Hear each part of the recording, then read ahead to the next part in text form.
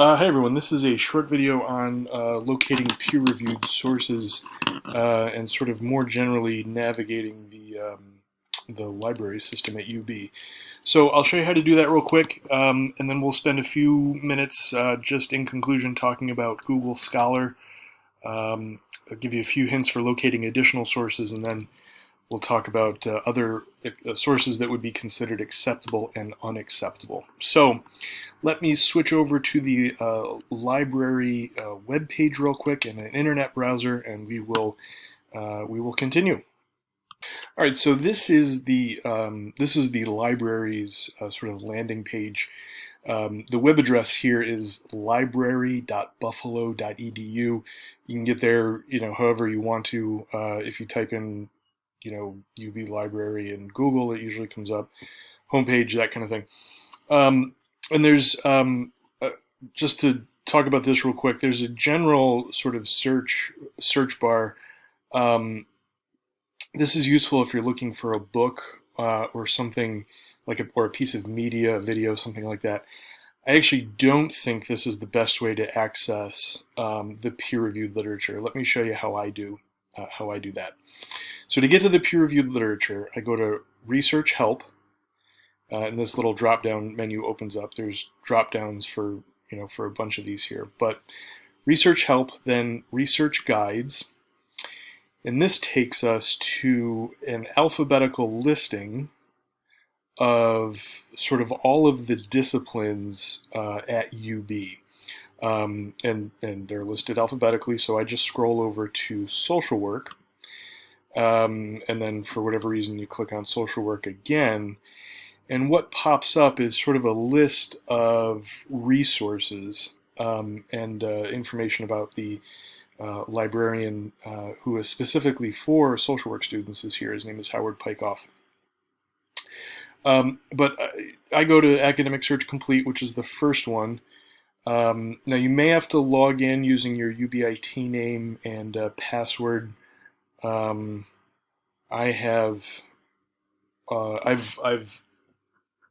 was in here doing something earlier today, so it's not going to ask me to log in. And this just sort of takes you to a standard EBSCO search page. You could start searching, but what I like to do actually is click this little button here that says Choose Databases. And what happens is it brings up a list of databases that UB has subscriptions to, and there's quite a few of them. If you follow me here, and so what I usually search on, or what I usually click on, excuse me, is social work abstracts. Sometimes SocIndex is a good one. The Psychology and Behavioral Sciences collection is a good one. Medline is a good one. There's a few others. You can sort of poke around and think about what might be of interest to you.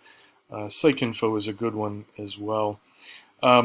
You might be saying, why not just hit Select All? Well, you could. The problem is that gives you a lot of things that aren't relevant. So to give you things from sort of humanities and these antiquarian societies, periodicals, and things like that. Things that just wouldn't be particularly relevant. So what I do is just click on a couple of these that I think typically are pretty good. These couple here, and what you're doing is actually searching in all of these databases, these separate databases, simultaneously. And from here, the easiest thing to do is just a keyword search. So I am I'm an alcohol researcher, so alcohol use disorder is a search term that I might use. And as you can see, I just searched alcohol use disorder, and it gave me just about 62,000 different kinds of results. Obviously, you could limit that result, if you were interested in alcohol use disorder in the United States, for example. Oops, spell it right. You could limit it by that. There are some other limits over here, full text, that kind of thing. I don't use a lot of these filters, only because they seem to filter out things that would probably be useful. So typically what I do when I locate or when I perform a search like this is I just read the titles, and I scan titles for things that are that I think would be useful. You can put them in a folder if you want. So if we were to put these, these first three things in a folder, then if you go up to folder view, that'll keep them here. That's nice to do sometimes if you want to read through a bunch of things and then print them or save them or whatever, that kind of thing. So let me show you something here real quick. So what I did a second ago is I searched for alcohol use disorder.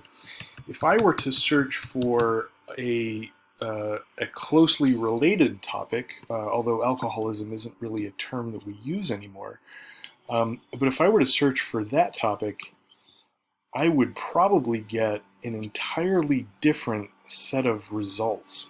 So in fact, I searched for alcoholism and got 255,000 results, and a number of different, and these are all different here than what we were looking at before. And the point of me showing this to you is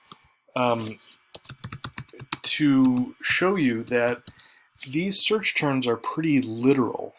So I'll use yet another synonym here, yet another sort of term that's closely related to alcohol use disorder, and that's alcohol misuse. And I'll give it a second to run the search. And here we get just about 25,000 different results. So one of the things that's important to do when you do a keyword search is to think about terms that are sort of closely related to that keyword. I can show you another one. If we did post-traumatic stress disorder, I'll show you that search here. Post-traumatic is technically one word. Post-traumatic, it's one word. So just sort of make a mental note. This is an article by David Reddy. That's the first first result that comes back if we search for post-traumatic as one word. If we separate this out into two words, we'll see if we happen to get a different first result here, and let it run, right? So the first article that we were looking at a second ago was by David Reddy. This is something completely different. It looks like from a Brazilian source. And so, like I said, again, the search terms are very literal. It's not like Google, which sort of knows that which search terms are kind of associated with one another. So the first thing to really think about when you're doing a search is to think about keywords that are closely related to your keyword. The other thing I guess I would show you here is you can sign in if you want to. What that would do is it would save all your articles in a folder if you wanted to do that for some reason. That would you'd be able to sort of sign in again and then access those articles in a folder. So all right, let me switch back to my slides and we will keep going. Okay, so Google Scholar is fine. It's actually getting better and better as time progresses. Google Scholar, though, is not nearly as comprehensive as the library database that we were looking at just a second ago. So it shouldn't be the only thing that you use. But certainly it's fine to use. A few hints for locating sources. First things first, I would read the references of articles that you find useful. I guarantee you will find other useful sources. What you can do if you find a useful article in a list of references is just search by the title. So instead of searching for that keyword like we were doing a second ago, just put the title in there and it'll come up. And then secondly, like we mentioned already, make sure you're using different versions of those keywords. In fact, in the articles always list keywords, so take a look at that and add those keywords to the list of things that you're searching. And then the last thing you can do to locate additional sources is to search by author. So oftentimes scholars are publishing in the same area for a big part of their careers. So if you put their name in to the search term, you'll find other papers written by that author, and there's a high likelihood that other things they've written deal with that same subject matter. So the vast majority of things that you use in your lit review papers, in your the things you're going to write in graduate school, vast majority will be peer-reviewed journal articles.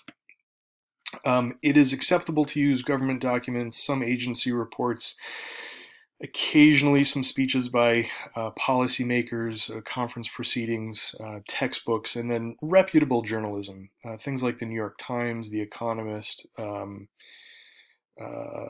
Atlantic is a good one, Vox is a good one. These are all sort of acceptable things, although they wouldn't form a very large percentage of the sources that you're going to use. Like I said a second ago, the vast majority of what you're going to be using is going to be peer-reviewed literature. In my own work, I occasionally cite stuff from like NIAAA, which is the National Institute on Alcohol Abuse and Alcoholism. If I'm interested on the prevalence of, or if I'm reporting on the prevalence of alcohol use disorder, that's a government document that I use quite a bit. There are a few unacceptable sources that you should stay away from at all costs. Wikipedia is one of them. Partisan journalism is another one. So that's any journalistic outlet that's trying to advance a certain viewpoint or isn't neutral. And there are sort of outlets that do this on both sides of the aisle. So if you're going to use journalism, which again would be a very small percentage of what you would be using anyway, make sure it's sort of neutral and credible. And then the only other thing that would sort of be unacceptable is anything that makes sort of outlandish or dubious claims, things that sort of couldn't be substantiated empirically. If it feels disreputable to you, or if it feels like it wouldn't be a good source, odds are it's not going to be a good source.